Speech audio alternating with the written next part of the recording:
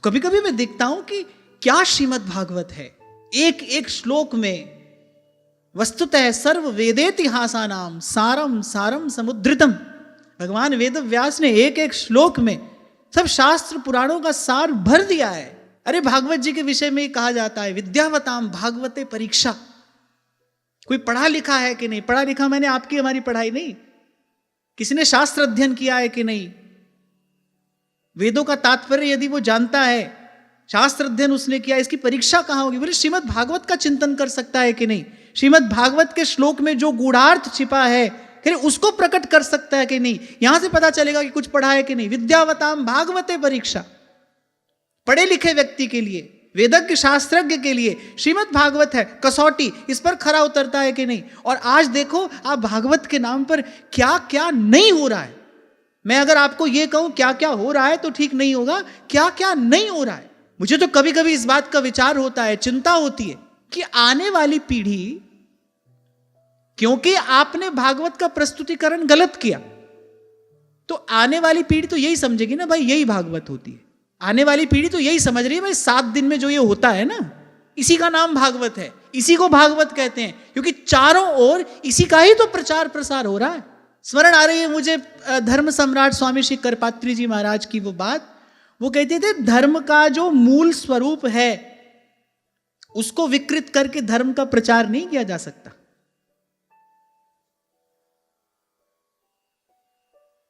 कभी कभी तो मैं सोचता हूं कि पूछूं इन लोगों से मैं ये बात,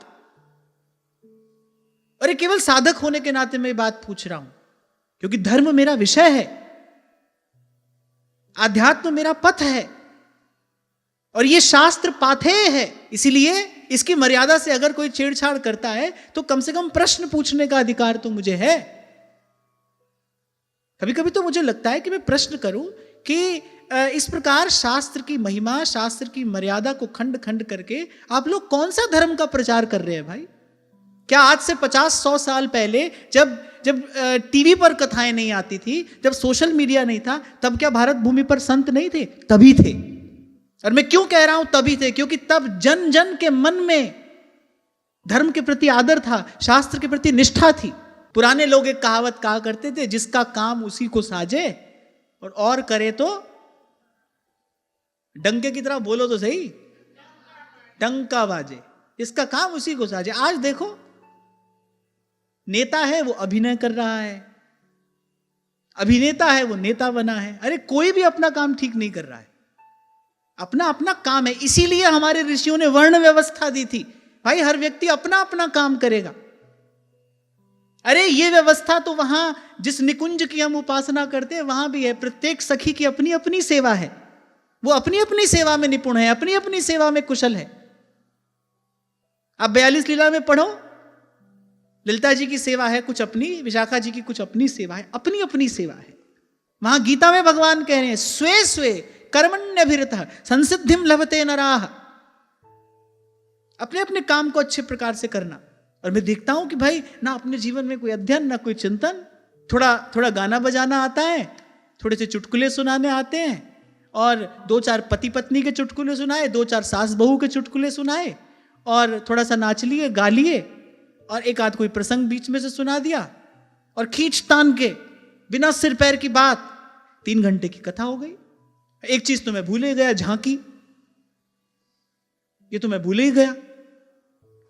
कितने दुख की बात है, आप लोग हंस रहे हैं, ये कितने दुख की बात है कि धर्म को आप लोगों ने कैसे उपहास का और मनोरंजन का विषय बना दिया। मुख्य अतिथि सोफा पर टांग चढ़ाकर बैठा है और सामने राधा और कृष्ण का स्वरूप उसके लिए फूल माला लेकर खड़ा है।